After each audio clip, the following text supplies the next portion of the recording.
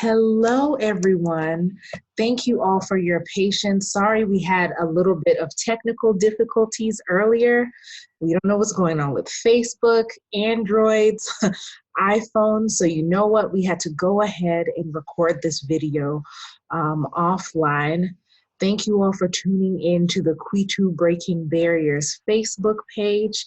And today I'm joined by none other than Janice Jenkins, who's ex-wife to Gregory Dow, the sexual predator and orphanage director of Dow Children's Home in Bomet County, Kenya. And I just want to issue a trigger warning because today's conversation, we will be going over graphic details of sexual abuse and incestual sexual abuse. So of course we have to deliver this warning just in case you may be perusing and you may have had this experience and you would not be able to handle it properly. But as citizens, as members of the community, we do have a duty to share these details when they happen in our lives. So before we talk to Janice, I just want to provide a brief summary of the article that was released by Lancaster Online on January 20th. So they published an article detailing the sexual allegations faced by their local resident, Gregory Dow, and his claims of innocence. The link will be provided in the comments, and you may have seen the article floating around on social media. So for those of you who may not know, Greg Dow is a sex offender who moved his wife and 6 children to Bomet County, Kenya to open up an orphanage in 2008. All of this with the support of Lifegate Church in Elizabethtown under Pastor Doug Lamb. This home, this orphanage, grew to house more than 80 children from various backgrounds of poverty and illiteracy. Now, this all came crashing down in 2017, September 11th to be exact, when 2 girls who were residing at the orphanage, aged 12 and 15, reported Gregory's sexual advances to the local police. So the next day, the very next day when the police arrived to investigate, guess what? Gregory had fled back to America unscathed. Now his wife's flight that was later, she ended up missing it, and she was actually caught by the authorities and spent a few months in jail awaiting trial. And on September 14th, 2017, just 3 days after those 2 brave little girls went and reported it to the authorities, that's when the Kenyan authorities made an appeal to the U.S. Attorney General to extradite Gregory Dow on these charges. Now, the wife on January 18th, 2018, right, about 4 months later, she was charged with child cruelty due to forcing the girls to take birth control. And their case is documented in the article, which you can see, to where she was found covering the ears as she was taking the girls to go get their birth control so that they couldn't understand what was happening. So when she was convicted, she was given 2 choices: either spend a year in jail or what? Pay $500. Guess which option she took? Pay the $500. And she was acquitted of the failure to protect from abuse since there was no evidence to back that charge up. And you have to note, in all of this, with all of these criminal activity going on, there was only one source of major funding that officially severed ties with Dow's orphanage or the children's home, right? But the only one who stayed was Doug Lamb, who was affiliated with Lifegate Church, who has helped Mr. Dow maintain his innocence in all of this. So why are we here today? Well, Janice Jenkins, who you see on the screen with me, is the former wife of Gregory Dow and first reported Gregory to the authority 23 years ago in 1996 for molesting their daughter, their child that they had together. Her cries fell on deaf ears from the authorities, her community, and his family. And today, Janice has a message for the Kenyan community. Welcome, Janice. Thank you so much for being patient with us today. Oh, that's okay. It's good to be here. It's good to be here. Yes, yes. So you're from Iowa, correct? Originally, yes. Okay, Yeah. originally. And when you were married to Greg, you all lived in Iowa. Yes, we lived in Iowa. We spent some time in Texas and then back to Iowa. Okay, all right. And you were married to Greg for how many years? Just so that our viewers can understand the period in time. We were married for almost 20 years, 18 to 20 years. I'd known Greg since grade school. I was best friends with his sister, Kathy, when we were young teen girls, in grade school. So I thought I knew him for a very long time. Yes, and just to clear up from people who may be watching the video, you are not the wife that was arrested in Kenya. That is a different wife, correct? Oh, absolutely not. No, Greg had talked to me about, we had discussed going to Africa and doing this very thing back in the 90s. We had friends that had went to Africa with as missionaries, but I never, no, nope, I wasn't gonna go.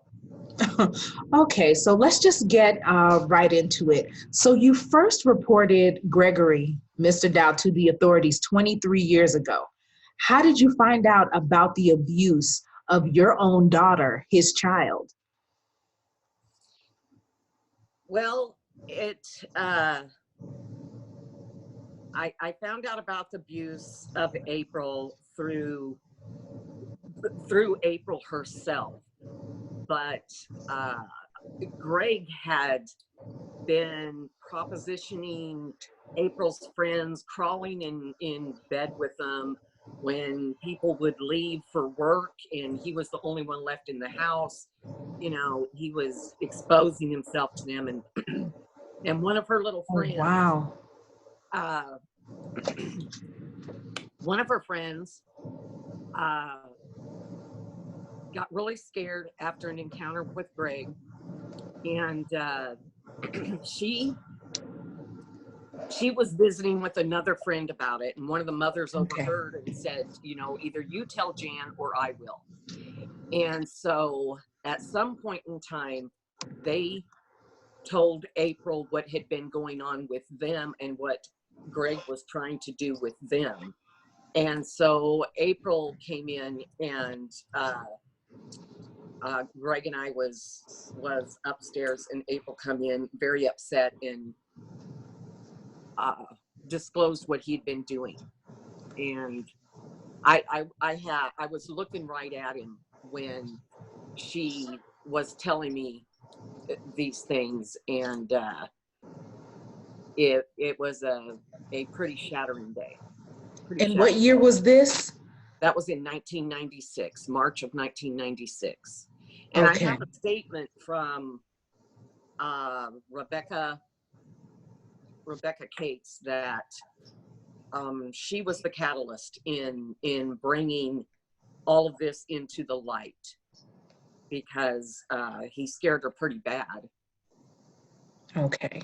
And Rebecca Cates was your daughter's childhood friend, correct? Yes, yes, Okay. she sure was. And they're still friends to this day. Okay. So if Becky, you would, please go ahead and read the letter. Becky starts out by saying, I hesitated to share my story, but April has given me her blessing. We cannot brush it away and bury it anymore. What I'm about to share was the catalyst for a lot of things. I think about my friend April every day. There were so many red flags growing up that were made more clear to me as I got older. I probably brushed it off. He was an adult, my friend's father. Small things. She always locked the door at night. when me and her friends would spend the night. There were other behaviors that came out in her. She was abused, but that is her story to tell. It all added up eventually, but she never told what he had done to her. Again, her story to tell.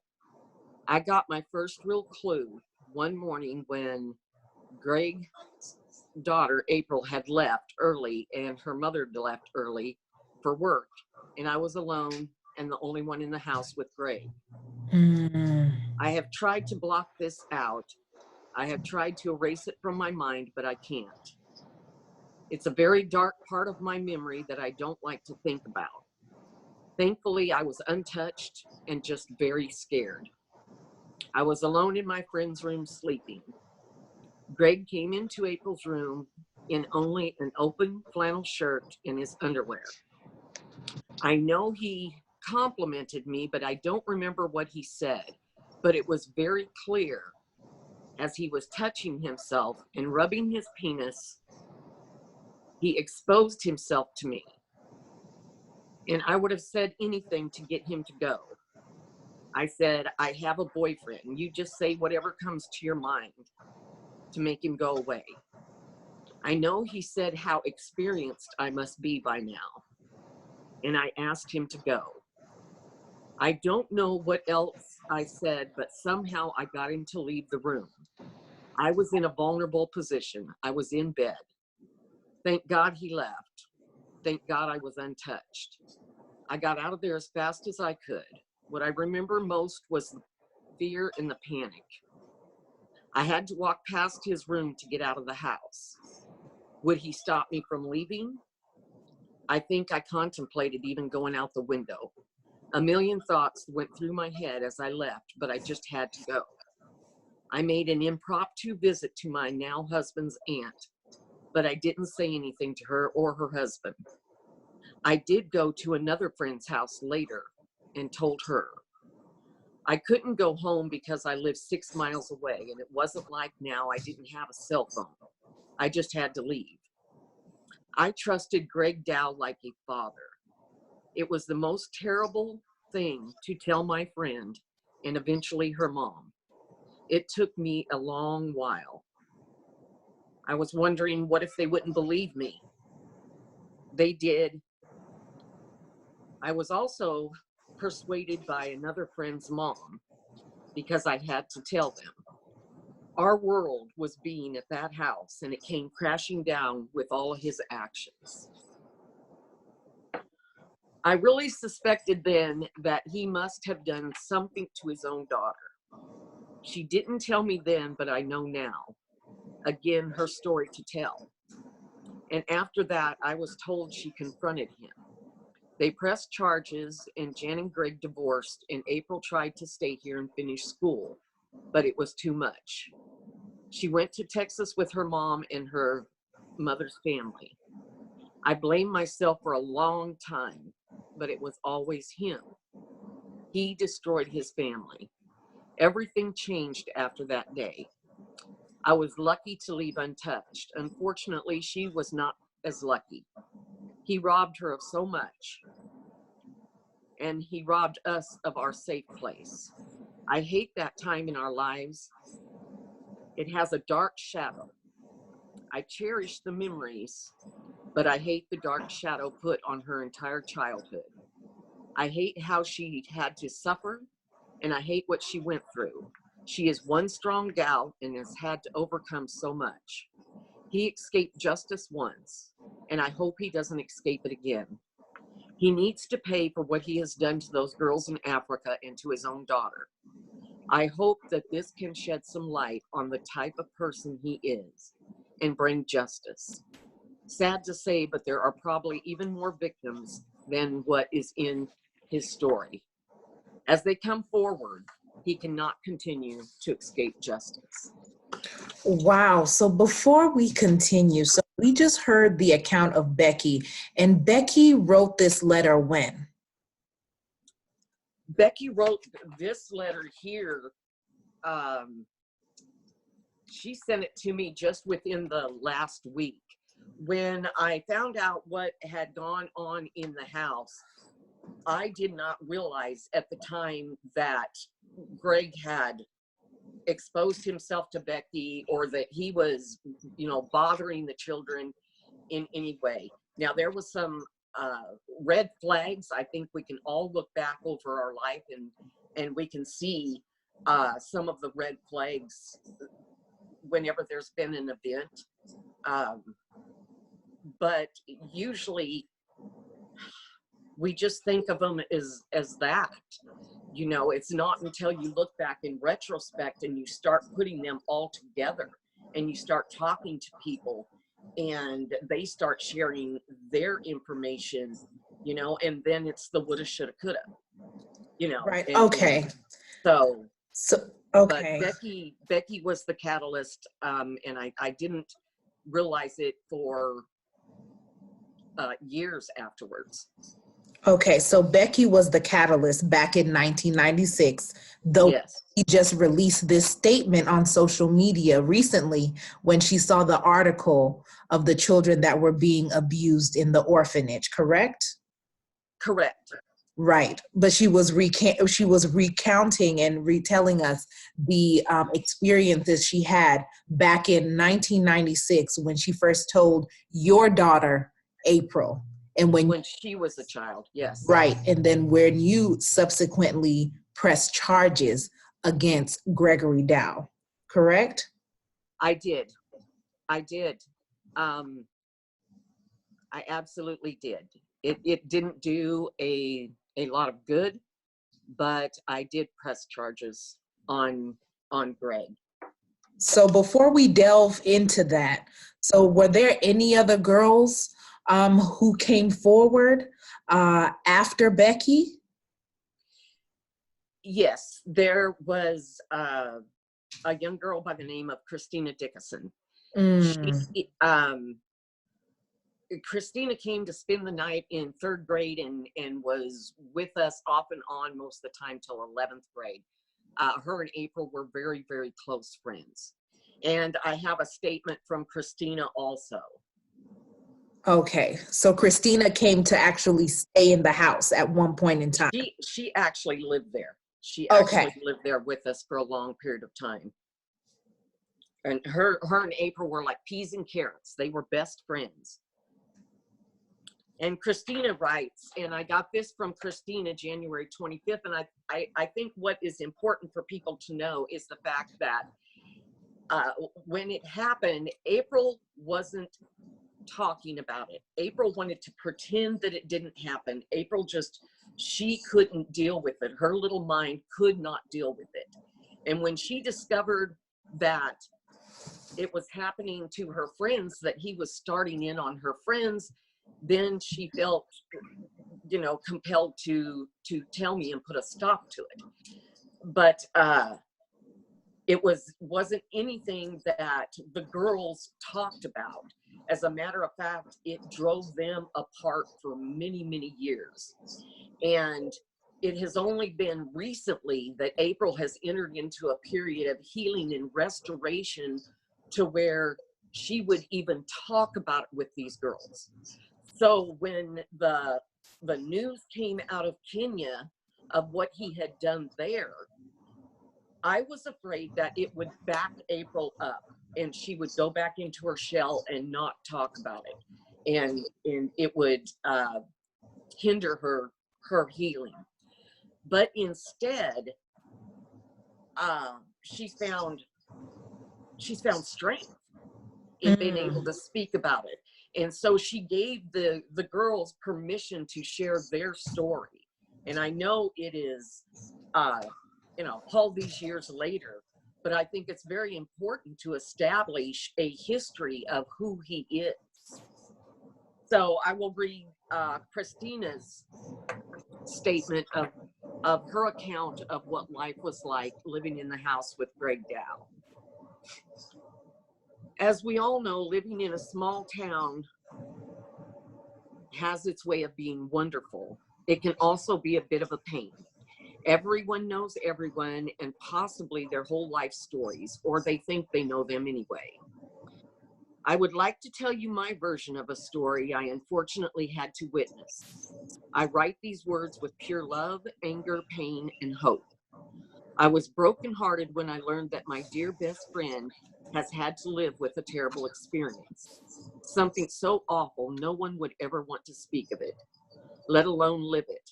I write this story with the permission of my best friend since 4th grade. April, first of all, as some of you know, I lived with the Dow family off and on for most of my life. My mother, whom I love very much, had a hard time raising her children. She had some of her own demons to battle. When she did what she could with what she had. So my sister stayed with her best friend's family and I stayed with mine. As April and I grew from two little girls playing Barbies and swimming and telling each other everything into teenage girls who started to grow apart through a series of unfortunate events. We did our share of naughty things growing up like most kids, but April started to turn into a different person. Her parents helped me buy school clothes, fed me meals, and helped teach me about God. Her family ran a church for a while in town, then later out of their home. I had no idea what a father is like. I never had one. So it was a bit tricky learning some things from a father-type person later in life. But Greg Dow absolutely was no father figure. My story starts with that bad feeling you get in the pit of your stomach, the one that screams, "This is wrong." One night after dinner, Jan's mom got up to do the dishes, and April and I ate dinner and chatted. We were taught to pray before meals, and Greg would often ask us things like, "What would you do if an adult tried to kiss you?" Like me, what if I tried to? I would quickly reply with, "Tell a teacher or tell a principal." Not thinking anything of it at the time, I figured this is him teaching us to protect ourselves. The adult me sees now that it was grooming. One night, this preacher, Greg, came in and tried to lay in the twin bed with me and my friend. He was wearing a t-shirt and underwear. And this was in the middle of the night. I quickly got up and locked myself in the bathroom, said I was sick. Later, going back to bed with my friend, she was sleeping and I woke her up and asked her what he was doing. And she said sometimes he gets bad feelings and needs to pray over us immediately. This is absolutely disgusting. As we grew, I had a boyfriend and I got out of there not knowing the hell my friend had went through her whole life. She never spoke up. As an adult, I see so many signs that I missed as a kid. I had no idea. I just knew he made me uncomfortable. He is a predator that preys on trusting, broken young girls. I didn't have a dad, so I had no idea what fatherly love was. Well, unfortunately, I had to see firsthand what a father is not. Fortunately, I was never actually violated, but my friend was absolutely not so lucky. My friend was a mess her whole teenage life, then into her adult years. She has just recently been able to talk about her issue about her father because he had decided to open an orphanage. Yes, that's right. A man that did terrible things pled guilty in 1996 in regards to his 14-year-old daughter. Greg Dow and his wife Mary Rose started out in Pennsylvania speaking to others about doing God's work and how they wanted to help kids out in Africa. So they did. They moved to Kenya and opened the Dow's family children's home. Well, turns out there was a problem there as well. Several girls came forward to tell their stories of abuse. Why do I want to publish such awful trash? Because he is back in the USA now, somewhere. I know I never want to see this man around me or my family. I do know he has a warrant for his arrest in Africa and is not currently registered as a sex offender here now. My story is just that, my story. April has went through absolute hell for most of her life. She has just now asked her mom, me, and anyone who will listen to help put this man in jail. He brainwashed her for years, so she protected him. Well, today she is strong, clear-headed, and feels terrible for those girls in Kenya. Please read their story. Let them tell you of the disgusting acts that he did to them. Then he did what he does best. He lies, gives up any names to make sure that he is cleared, and then he runs. But I do not believe he is done lying to little girls. I do believe he needs to be stopped.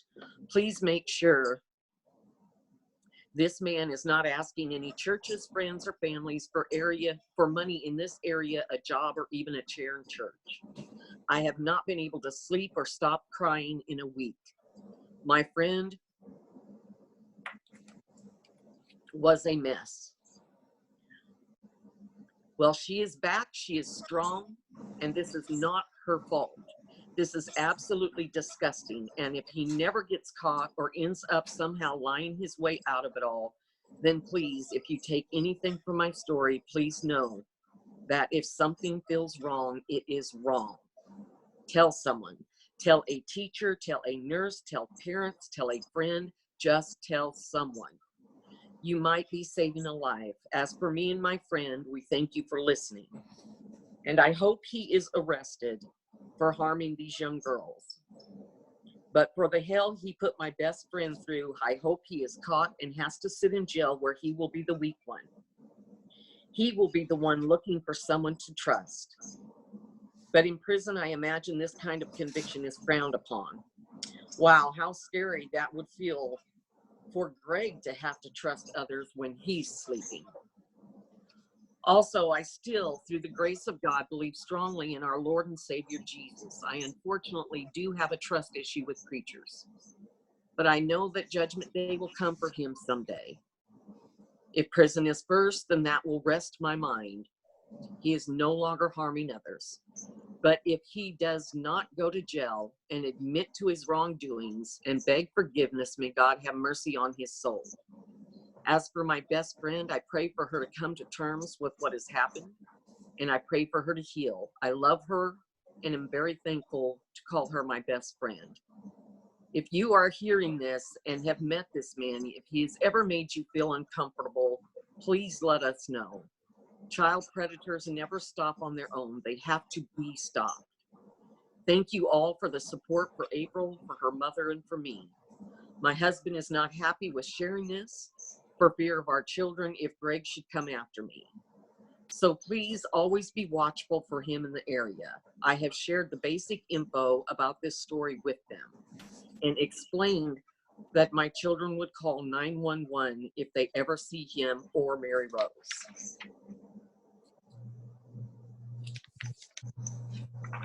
What has happened in Kenya has affected a lot of lives, and he should have never, ever been allowed to go there in the first place. Never. Wow. Wow. And so for those of you who may be watching and tracking, we just heard a letter written by Christina, who was a childhood friend of April, the daughter that Janice and Greg share, and she lived in the home. And we learned a couple of things from Christine's letter. One, we learned that Greg Dow was an active pastor during the time that she was living in the home. We learned that he would come and pray on them in the bed under the guise of praying for them by receiving some type of revelation and the need to pray for them in that manner. And then we also learn that April herself ended up being very affected by this, that led to, some long-term inner turmoil that she is now just recovering and healing from. But we'll talk a little bit about April and how she's doing today. But Janice, I want us to go back to 1996. So when you discovered this abuse, what was the reaction between your family and his family when it came out? Of course, my family was was devastated. My father wanted to absolutely kill him. April and Scout, my son, had always had a very, very close relationship with my father and my mother and my side of the family. Unfortunately, Greg's side of the family was never close like that. There was some issues in the Dow family with these very same things. Oh, Greg was there sexually was a molested history. when he was a child. Oh, so there was a history of sexual abuse. There was a history of sexual abuse, okay. Yes. The grandfather, Greg's father, was never ever alone with our children for a second. There was a very disturbing history of sexual abuse in that family. And Greg always, prided himself on being the normal one. And I always thought that he was, he always said that he was the best Dow, that he was the one that was so disgusted by what had went on in his family, that it always made him so sick and the whole 9 yards. And as it turned out, he was the worst of the worst, but his family, when this happened to April, there isn't one of them that came to April, called April, visited with April about it. Greg immediately went from being arrested to when he was in the county jail. He never spent any time in prison for any of this. And when he got out of county jail, he started weaving his stories about, I heard all kinds of things, like it was just dropped, or it wasn't that big a deal, or whatever. So we never heard from his family. Wow. So I know a little bit earlier you mentioned that there may have been signs. Can you talk about the possible signs that exist and any of the grooming activities that the girls told you about, or that you start to think about and say, wow, he was actually grooming these girls? Well, here in America, we call them red flags. And we can all look back at our lives in any given situation and identify what we call a red flag or a warning sign of impending danger, disaster, or doom. And by themselves, these little incidents and occurrences aren't so bad, and they're not so troubling, but it isn't till a catastrophe like this hits the home or hits any family, and time passes by and you reflect on the event and these red flags, that they can be identified as a pattern, or you begin visiting with other people and they bring forth information. And then, like I said earlier, it's all woulda, shoulda, coulda. But there were so many red flags when I was married to Greg, when April was just in diapers, 2 years old. I had been out of town with a girlfriend, and when I came back, my mother had told me that April had a really strange, bad, painful diaper rash. And my mother was a little high strung, and she wanted to know if April had been around Francis, around Greg's father at all. And I assured her, no, that was a standing rule. It was never going to happen. And she said she had to put her in a baking soda bath. And it was more like, the area had been rubbed. It wasn't like a diaper rash we had ever seen. But I thought, you know, maybe she didn't get changed while I was out of town like she normally does, because diaper rash I really never had to deal with my kids. I mean, they were dawdled over pretty good.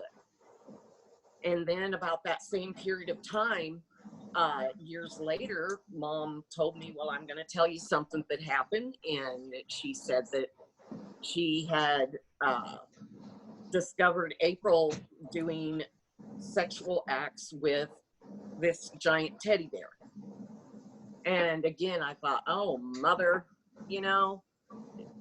And right. Maybe she's overreacting. yeah. And I mean, you know, it could have been anything there. Again, in and of itself, it wasn't all that troubling. You know, there was the babysitters.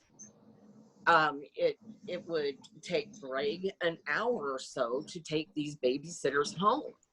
And we lived in a small town in Sundown, Texas, and it was no babysitter lived more than 3 or 4 blocks from us. And I just recently got back in touch with a woman who babysit for us when she was about 15, 16 years old. Her name is Terry Jones. And she stated that it does not surprise her at all that these charges are coming out about Greg, because when he took her home, that he smoked a joint with her. He tried to get her to have sex with him.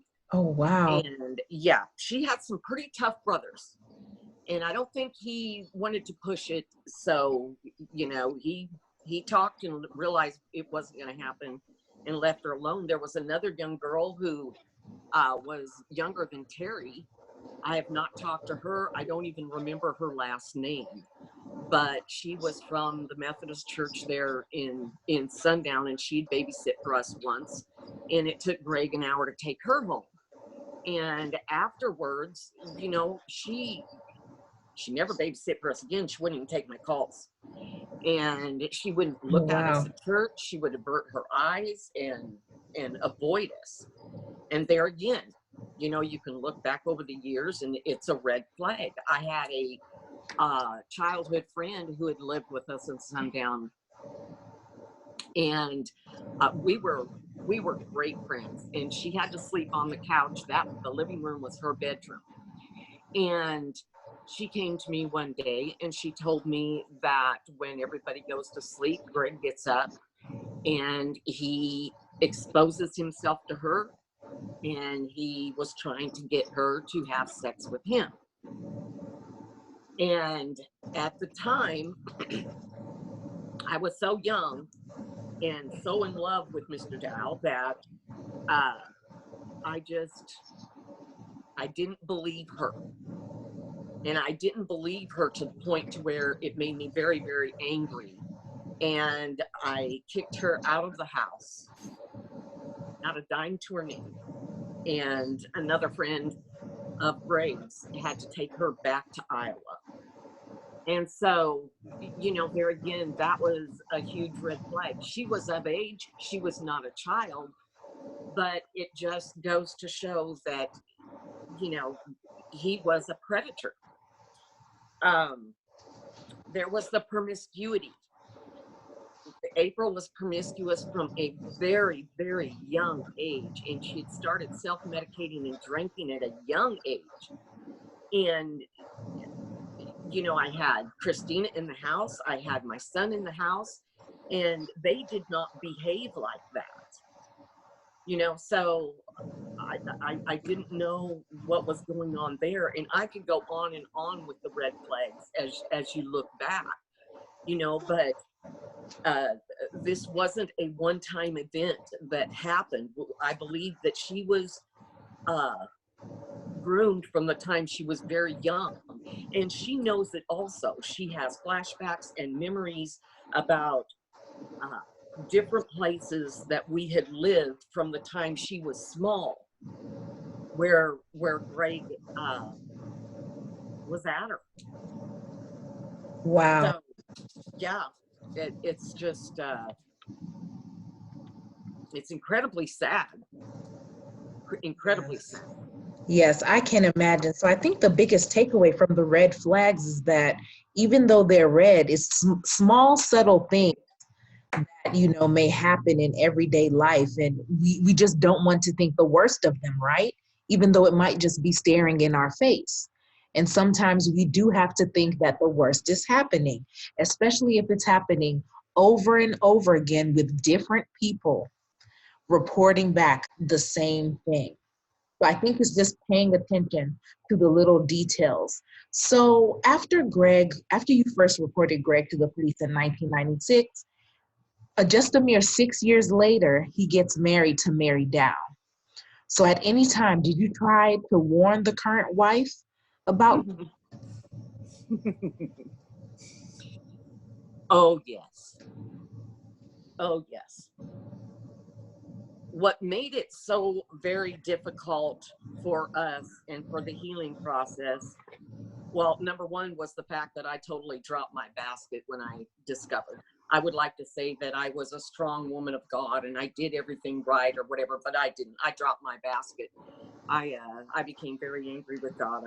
I was, of course, angry with him. But Greg stopped us from the time the divorce happened, from the time April exposed him. I ran to Texas, and I mean, he terrorized us and stalked us off and on up until the point when he met Mary Rose. If it Wow. hadn't been for those actions, if I had truly believed that Greg had repented, then things would have been very, very different. But I knew because of his actions and what he was doing to us behind the scenes when no one else was looking.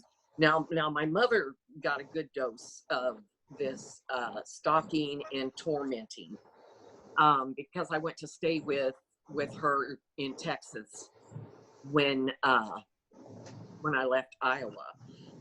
But yes, Greg, I did warn Mary Rose. I sent copies of the records to her. I sent it to her ex-husband. I sent records to the sheriff's department, to the school closest to where they were living in Manheim. And April sat down face to face with Mary Rose and told her that he was guilty, that it had happened. And she chose not to believe him. Wow. I also contacted Doug Lamb, who I believed at the time was the pastor. But I have that in this article here. If you would like me to read it to you, it's my message to Greg Dow and a little bit more information about what had happened. Okay, I know your letter, we're going to read it later on because you make a charge to us as a community. Yes. We need to do in terms, but you've made, you've alluded to April and how she was involved and some of the things that she went through, but overall, how is April coping? Now, April is the strongest that I've ever seen her. Amen. April spent a lifetime of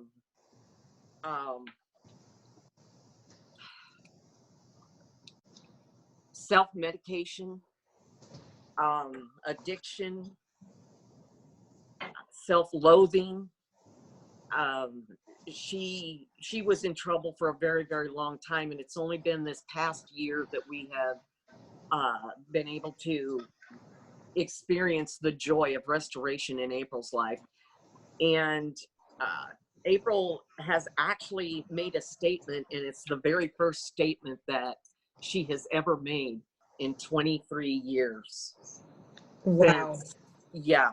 Yeah, other than when she talked to the authorities. So she made it in response to these victims that she saw from the When they started calling us last fall up to get some sort of history on Greg, I was afraid that it would send her back into her a shell. relapse. Mm-hmm. Yes, very much so. And instead, there was, when the article came out, she spent about a week in tears and kind of went into a little bit of a depression. And then she started writing. She started in baby steps. She said she started just writing things out. And as she wrote them out, she just felt more and more released. And so she gave me a statement to read. And she said that she feels 1,000 pounds taken off of her shoulder. Oh, wow. Amazing. Yeah. She's a pretty amazing young woman. And her statement reads, "Hello, my name is April Fulgham. My maiden name is April Dow. I am Greg Dow's oldest daughter. I am just one of his many victims. So it is with a heavy heart that I do not find this news of him surprising. Without a shadow of a doubt, I believe all of it. I have a lot of guilt about the way I handled things in my past. Yes, I finally told my mom that he had been molesting me, and she took action, but I wouldn't cooperate. I just wanted to pretend everything was okay and live a normal life. I wanted this so bad, I even tried to maintain a father-daughter relationship for many years after I told her. It wasn't because what he did to me was okay, but it was because I was trying to pretend it didn't happen. When I grew up and had two beautiful girls of my own and realized I wanted nothing to do with this man, I have not spoken to him or of him for years. He is dead to me. And now we hear the stories of him molesting children in Kenya, and I feel like it is all my fault. I want the children to know that they are not alone. I believe you, and I am truly sorry. And maybe if I would not have shut down all those years ago, and if I would have helped my mom, if I would have talked about it and went to counseling and not try to have a relationship with him as father and daughter, then maybe more would have happened to him back then, and he wouldn't have gotten off so easy. And there wouldn't be any more victims. For those victims who have spoke up and not kept quiet, I am beyond amazed and proud and humbled. And for those of you still keeping quiet, I understand. And it's okay. Because I will be your voice and your strength in the days ahead. To everyone who is helping the world understand Greg Dow, for helping hold him accountable for his actions and bring him to justice. I am so very thankful that you have taken time from your busy lives to help others. God bless every one of you. And it breaks my heart that even today, back in 1996, she blamed herself. For the divorce, she blamed herself. And now today, she's blaming herself for what happened in Africa. And that's the way pedophiles work. That's just the way they operate. And in all of the years, Greg never reached out and encouraged her to go to counseling. He never. And she even still tried to have a relationship with him. Oh, she did. Relationship afterwards. she thought, right? what she tells me now is that she thought if everybody seen them together back then, and she pretended like it didn't happen, then nobody would know. There is an awful lot of shame that happens in a child's mind, Right. and children deal with this differently, and for some reason they take on that shame.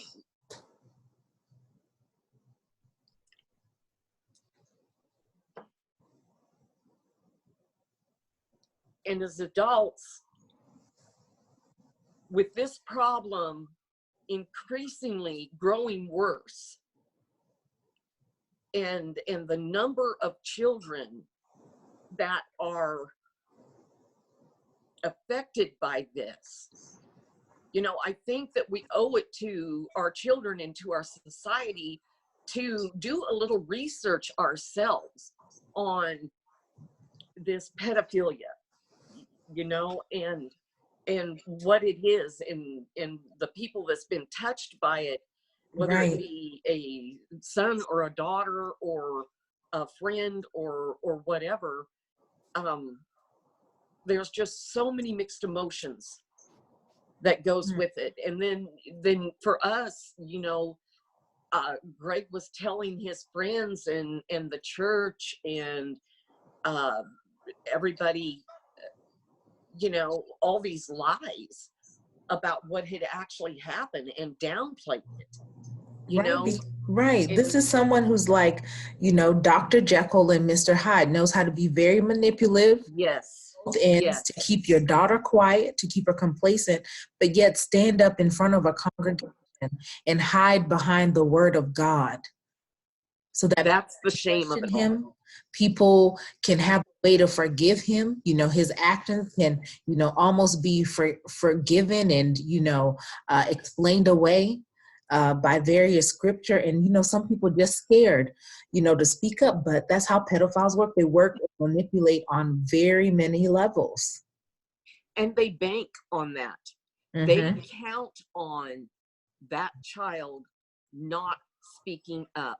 And when a child is violated like that, and especially by a father figure or someone that's close to him, but when a child is violated by that, many times they will shut down, and they can't handle the emotions of the memories, so they will block things out.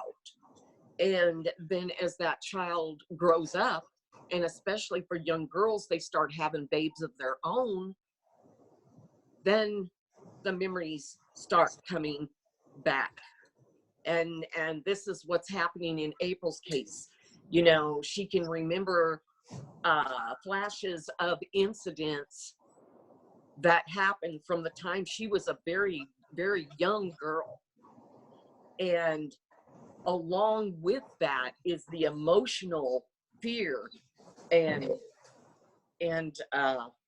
it's just, it's been horrible. It's been absolutely horrible.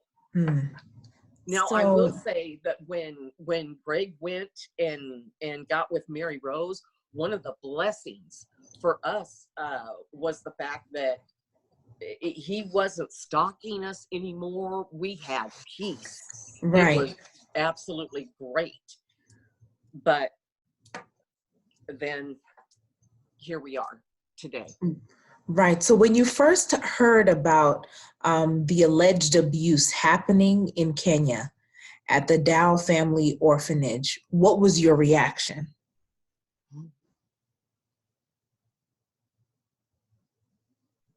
I wasn't surprised, because I knew his heart. I knew that there was no true repentance of what he had done to April. His actions spoke so much louder than his words. There was no repentance. So I knew it would happen again. It would just be a matter of time. So I wasn't surprised. I really wasn't surprised, but we were sick to death. I mean, it threw us into a pretty dark place for a while. And it's like, well, you know, how did he get there in the first place? He was a convicted sex offender. What on God's green earth was he doing going to Africa, starting an orphanage? Right. I mean, really? Working with young and vulnerable girls who could Sure. be susceptible to manipulation, especially from an outside, you know, foreigner who's coming under the guise of doing good. So as you heard about the case, did you do any research on your own? Do you know anything about the affiliation with Doug Lamb? Well, I know that I contacted Doug Lamb many years ago, and it was like in 2002. Right. When I sent all of the information to Mary Rose so that she would know what she's dealing with. And when I talked to Doug Lamb, he said Greg had explained it, he had repented, and that I just needed to move on. For those of it was you who almost may like not I was be being vengeful. Right. For those of you who may not be tracking, as we mentioned earlier, Doug Lamb is one of the supporters of Greg Dow in his quest for innocence against these allegations. And he's also affiliated with the church and ministry that sponsored his orphanage for many, many years. Please continue, Janice. Well,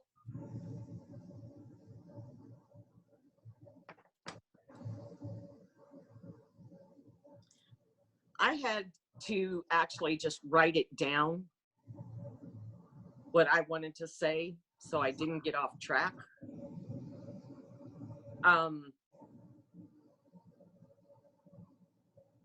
You would like me to read my statement? Okay. So Doug Lamb, you had tried to contact him. I did contact him. I talked right, to him on the phone. And he explained it away. So we do know someone else who came out and presented online that they had done some research, you know, of some evidence, and very questionable things were found in his room. There was very questionable behavior that he was involved in Kenya as well. So as Janice reads her statement, for those who may not be familiar with Janice Jenkins, you can go on her wall and you can see these stories. But what she's calling for is for Gregory Dow to be tried here in the United States. She does not want him to be extradited to Kenya. Why? Because his case may be susceptible to corruption, right? He may not be punished to the full extent of the law, whereas we know here in the U.S. such crimes are handled much seriously. She went and read the case of a Kenyan female who runs an orphanage in Kenya, and she was able to have the volunteer that was violating the orphans at her orphanage tried here in the USA. Actually, her name is Eunice Mendes. She is a member of KWITU. For those of you who may not be familiar, you can look up Eunice Mendes' name. She's a resident of Oklahoma, and very ugly things were said about her online during this case. She was called a witch. She was said to use witchcraft to coerce the boy to make a statement right there on the ground in Kenya. Just so much character assassination, but they were able to get him tried here in the USA. So it's not a stretch for us and the community at large to want him to be tried here in the USA. So Janice, I'll let you proceed with your message to the community at large, the Kenyan community, the community here in the USA. Well, I really, I believe that when the authorities with the power to investigate the charges in Kenya take this matter seriously, that they will bring Greg to accountability. Now, Matthew Durham was a 21-year-old man from Oklahoma, and he was brought to accountability. He raped 3 girls, ages 5, 9, and 15, at least 8 times while on mission trips to Kenya. And I think these countries are getting pretty sick of missionaries coming over there under the guise of preaching the word of God and feeding the children and clothing the children and loving the children. And then here it ends up that they're not doing anything but preying on these children. I do not want Greg extradited back to Kenya to answer charges there. I strongly believe that he's going to receive a slap on the hands and pay a fine and return to the United States, only for this to happen again, as it did in my daughter's case. And I'm going to show you something. Greg Dow pled guilty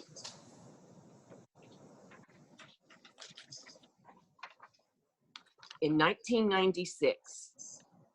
He pled guilty to intent to molest his daughter with child molestations with intent to rape her.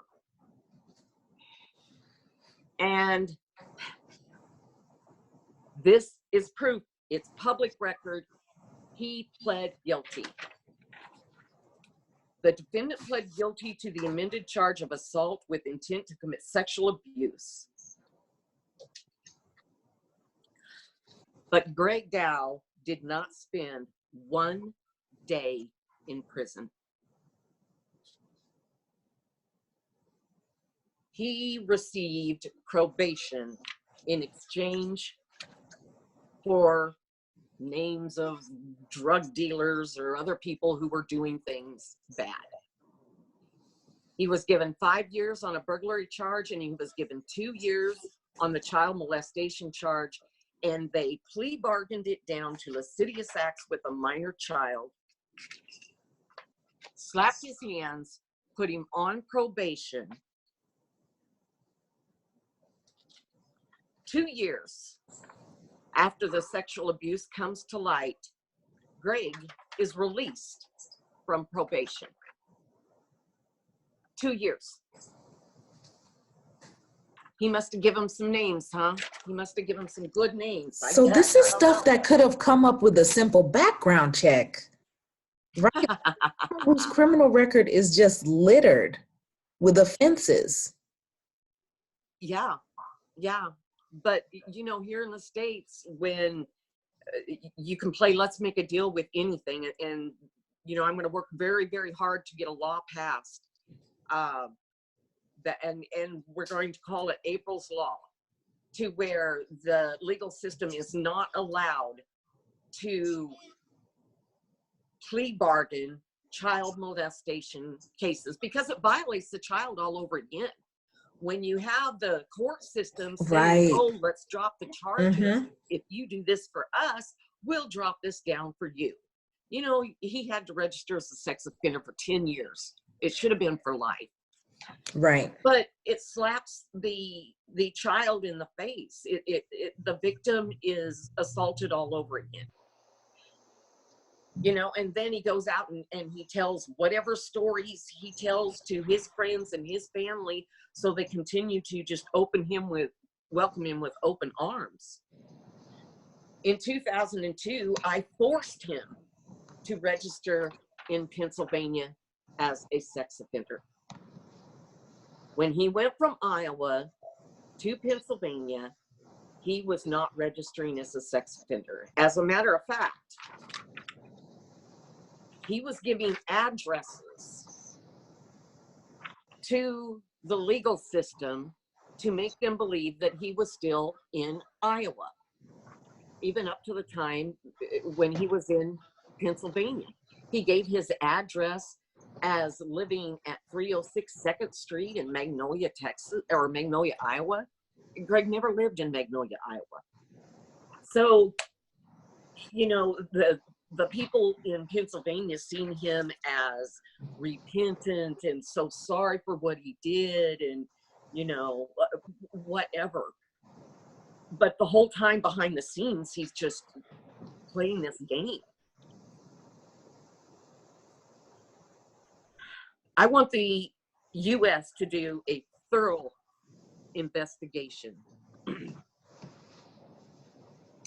In 1996, he was placed on the Iowa Sex Offenders Registry and required to register as a sex offender. When he moved from Logan, Iowa to Des Moines, Iowa in the late 90s, he was a registered sex offender, and he was employed by North American Van Lines. And this is how he met Mary Rose. He moved her to Manheim, Pennsylvania. A short time later, he moved in with her in Manheim, but was not registering as a sex offender. Now, offenders who reside in Iowa, whether moving or visiting, have 5 days to register with the sheriff's office at the county where they have established residence. And of course, he's giving residences in Iowa. So, Greg married Mary Rose in 2002. And I actually believe they got married, I know they got married on St. Thomas or one of the Virgin Islands before they actually had the ceremony in January of 2002. Now, I contacted Mary Rose, her ex-husband, the sheriff's office, and the school closest to where they lived at the time on Gradenstone Road in Manheim, PA, to make them aware that there was a predator in their midst. I contacted Doug Lamb, who I believe to be Greg's pastor at the time, and I was informed by Doug Lamb that Greg had confessed to his past crimes to his church, was redeemed, and I needed to get on with life. So he was snuggled in there to Lifegate Church, and they considered him the second coming. Greg threatened me with a lawsuit if I was continued to interfere with his new life. He stated the church would help him get the charges expunged. And I knew that there had been no true repentance because of his phone calls to me and his actions that spoke louder than words ever could. When someone repents, they do not lie about the role they played in the sin. They tell the truth, as hard as that may be, and they move on. I am just now learning what lies he told to his family, his church in PA, and the people of his new life. I have heard what he did to his daughter was a one-time incident that happened when he was drunk. I have heard that it was a dream my daughter had that I expanded on and blew out of proportion. Recently, I seen a post from his niece in Des Moines where she stated I had went to the courts and confessed that I had lied about the situation and wrongly accused him. Wow. So he's telling all these stories out there, counting on April's silence. Let me set the record straight. Right here now, it was not a dream. It was an absolute nightmare. And I was not at Greg's hearing in 1996 because I was given the incorrect time. And I showed up afterwards. A man by the name of Jimmy Travis picked me up off the courthouse floor and helped my mother get me back into the car. I was hysterical. I did not accuse Greg of a one-time event. It happened only once. I have been talking to anyone who would listen for the past 23 years. And as the years have passed, people have got sick to death of hearing me. And I still cried out because I could look back on the situation and I could see where he had groomed my daughter. I could see where he had shattered my daughter, where she had entered a world of sexual promiscuity at a very young age and self-medication and hated herself. And I knew there would be other victims over the course of Greg's life. So when I learned of Greg going to Kenya to start a children's home in 2008, I was sickened to my core. Mary Rose had sat down with April face to face. And April confirmed the fact that her father molested her. Mary Rose, who was supposed to be an educated woman, still chose to accompany Greg to Africa and start a children's home. Not the move of an educated woman. When the Dows ran from Kenya, Greg made sure he got out of the country first under the pretense of getting their children to safety, leaving Mary Rose to take a later flight. Days later, Mary Rose was arrested at the airport and spent 4 months in prison. But it wasn't Greg who went to Kenya and got Mary Rose. It was Doug Lamb. Now, a real man, an innocent man, would have went through hell or high water to protect his wife. He would have got her and the children on that plane first, put his needs above hers and protected her. But not Greg. He has always put himself first. Over the past 21 years, I had tried to play by the rule of Michael Corleone in the movie The Godfather, to keep your friends close, but your enemies closer. And there are many who believe that Facebook isn't the platform for this, and to some extent I believe this also, but we do not live in the world where our parents lived, where the skeletons are shoved in the closet only to be whispered about generations later. If we don't use social media as a launching pad to put pressure on the authorities to investigate this situation, it's only going to happen again. We cannot stop evil from happening in our world, but we can make a cry for justice so loud that we stop predators from destroying our children, one predator at a time. We start in our world. So I am asking you to reach out to state representatives, to the U.S. Attorney General, to senators, to congressmen, to local authorities, groups, and organizations. They need to speak up for the children who cannot find their voice. They need to investigate the allegations of what happened in Kenya. They need to look at bank records to make sure that there was no misappropriation of funds from sponsors. They need to exhume the body of the child buried by the Dows on the grounds of that orphanage with no permits, to make sure this child died of natural causes and to give this child a proper burial rather than a cardboard box. They need to look into other children who died while in their care to confirm that they died of natural causes. The authorities need to investigate to make absolute sure that Greg was not operating a sex trafficking ring, selling these girls into prostitution. The authorities have to investigate the allegations of verbal and physical abuse. The authorities need to investigate Doug Lamb and ask the hard questions. Why did Doug Lamb, who sat on the board of Brittany's Hope, encourage sponsorship for the Dows when he knew Greg was a convicted sex offender? He knew he was a registered sex offender. What shepherd would put his sheep in this position, and what shepherd would put children in this position, and why? What, if any, part did Doug Lamb play in this horrific scenario? It is the responsibility of the authorities here in the United States to look into this matter.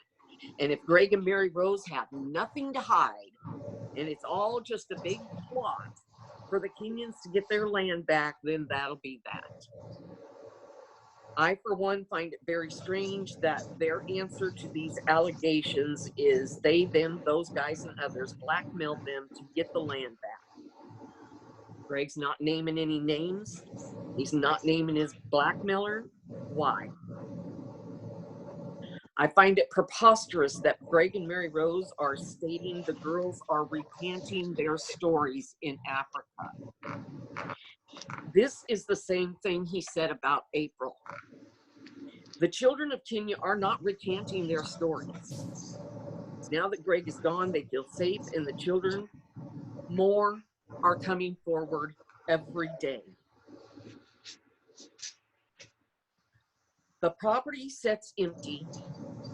Some children have been placed in homes, returned to parents or relatives. Some are simply living on the streets, selling their bodies in exchange for basic needs like food and shelter. We need to insist that Greg and Mary Rose surrender their passports until the investigation is complete. Mm-hmm. And I have a message for Mr. Greg Dow. You messed with the wrong child and you messed with the wrong mother. I am not the unbalanced, crazy, scorned woman that you made me out to be. I may not be without sin, and I may have dropped my basket and dealt with things poorly all those years ago, but I love my children and I will not be silenced. I will not be manipulated and I will not be discredited. I am determined to make sure that you never harm another child. Tim and I picked up the pieces of the lives that you destroyed, the lives you shattered, and we worked very hard to put them back together as you repeatedly lied, manipulated, and schemed to make sure people seen you as the victim. It's always what someone is doing to him. Someone is lying about him. We are enjoying the restoration that has finally made it to April's life. And now we join with the people of Kenya and we cry out for restoration for the lives that you have destroyed there. The people of Kenya will not be silenced, and the cries of their children have been heard in the very throne room of God. And the Lord Jesus Christ himself, who is justice, wants to speak with you, Greg. He's taking the tears of the mothers who have anguished over the destruction, the violation, and the pain watching their children self-destruct, and he's washing their wounds. And there is no place that you can hide. The courts of this world bring worldly judgment, but the King of Kings is going to bring justice. I remember the day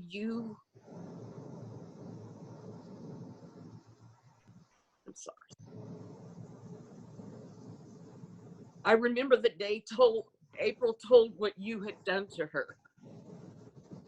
I remember the color draining from your face as you white-knuckled the dresser and steadied yourself, and as your body trembled and your knees shook. And I remembered how bad I did not want that to be true, and how great my love was for you. And I remember the relief when you agreed to go to Christian counseling because you insisted the authorities would handle it in a worldly way. And I remember when I realized that it was all a lie, to buy you time to weave your webs of deceit. Those moments have been burned in the very fiber of my being. But know this, Greg Dow, you have no authority over me, no power. And you have no power over our children as they know the truth. And you will be brought to justice, and your time for accountability has come. There are fathers and mothers and grandparents. There are people of great integrity in the church who are outraged, and we want answers. And more terrible than this, Father God is grieved over his people standing on the side of darkness and allowing the greatest gift he has ever given us to be used up and tossed aside. You, Greg Dow, were supposed to be an example to your children, the children in your care. You were to show them a father's love, not distort their view of the Father God. You have been charged with helping them become leaders of the community and work towards advancing the kingdom of light. Mm. A terrible day is coming. So for those of you who have been shattered by someone you trust in this matter, I want you to know that you are not alone. You are not alone.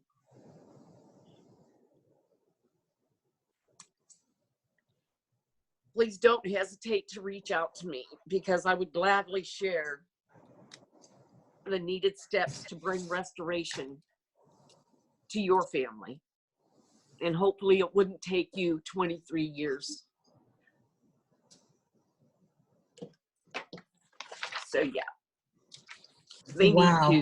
They need to get him off the streets. And there you have it. Powerful words from Janice Jenkins, ex-wife to Greg Dow, who is allegedly guilty of sexually assaulting two girls in Kenya who used to stay at his orphanage in Bomet County. So you heard from his ex-wife, who's also the mother to who is believed to be his first victim, their daughter April. And this account was first brought to Janice 23 years ago. And here we are today, hearing of abuse from Greg Dow that happened last year. So what she's asking for is extradition. Is for the extradition, not for him not to go to Kenya, for him to be tried here.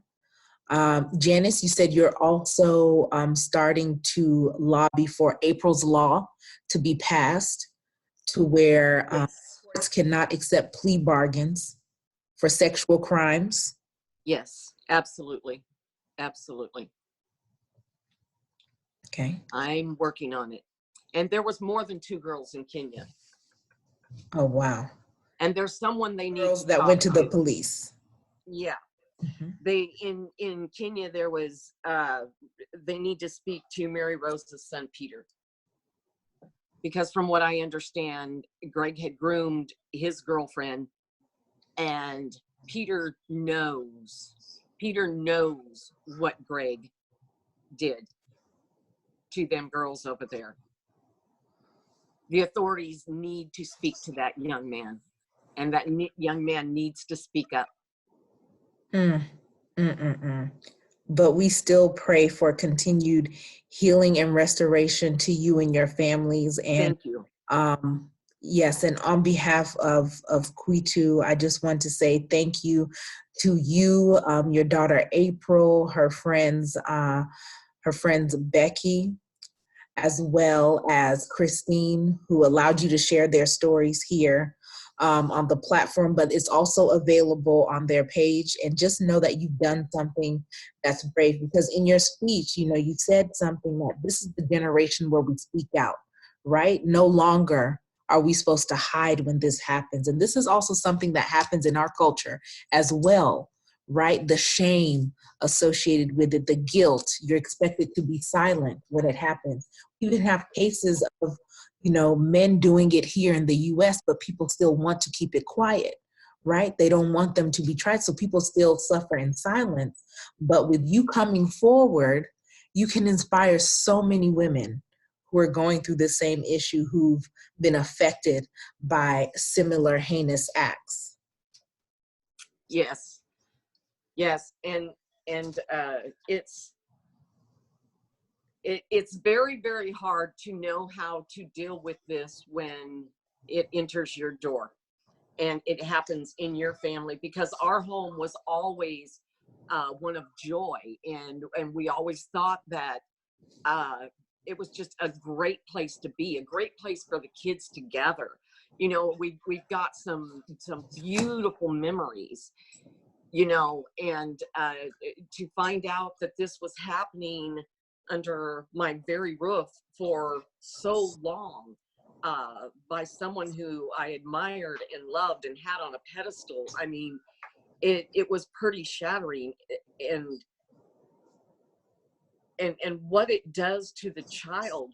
The mothers or the parents don't know how to handle that at the time, because you have the child not wanting anyone to know, and you have the child wanting to pretend it didn't happen.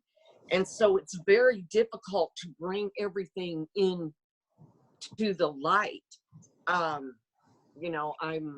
talking with people on a daily basis about that very thing. I visited with the organization Thorn, Ashton Kritchard and Demi Moore's organization today. And they're going to be getting to the bottom of at least one set of allegations that went over in Africa. But these people have developed software for police officers and different entities to use that teaches them how to visit with the children, you know, to where the children will feel comfortable talking about it. You know, it's very, very important how you handle a situation like that, because you never know how you're going to handle something until you're right in the middle of it. Right.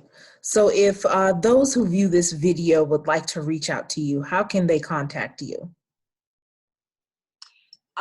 Just a personal message me on Facebook would be the best way. And then I can always reach out to them with a phone call or whatever. I've had several women start contacting me since this has started. You know, when we go through something like this, if we don't do something with it, if we can't turn what the devil has meant for evil into some sort of good and help others, then it's all for naught.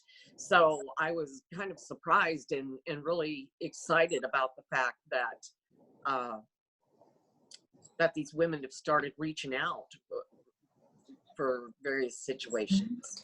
Yeah, all it takes is just one person to share their story, and it makes someone else comfortable to come forth.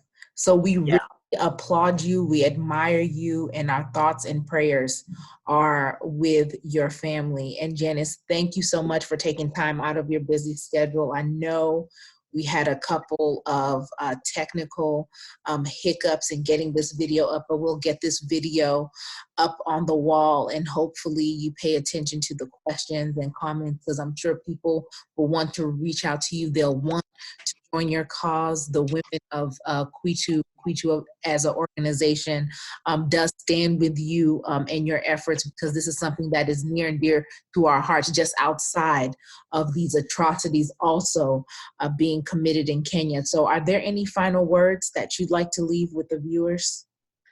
Well, I would really like to thank the women of Kenya who got a hold of me last fall, and Lindsay Blessed for breaking the story. There's so much more to this, and there is so much more evidence than people realize, that I believe that when they do investigate, people are still going to be very, very shocked. So I think that the two women from Kenya, they know who they are, and I'd just like to thank them for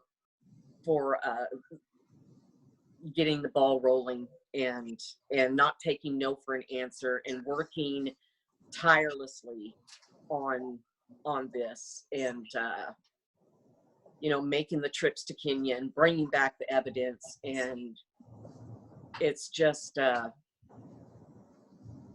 it's wonderful to see people gather together like this. You know, women, there's something about a mother's prayer. There's something about a mother's prayer. So if people don't do anything else, if they would just pray for Greg's heart to be revealed, Mary's Rose's heart to be revealed, I think that I think we're going to see some big things. Right, and his day will surely come. We're absolutely definitely making a step in the right direction. Thank you so much, Janice. You're very welcome, hon, for coming and giving us this exclusive. All right, those of you who've tuned in, thank you for sitting with us as you've listened to Janice narrate her story, her experiences with Greg Dow as his ex-wife, and the patterns of abuse that he not only had with their own daughter, but friends of the daughter as well. And also you can keep in touch with Janice Jenkins on her wall, first name Janice, Janice, Jenkins, Jenkins on Facebook. Thank you so much, Janice, and have a good evening. You too. God bless, hon. God bless. Bye.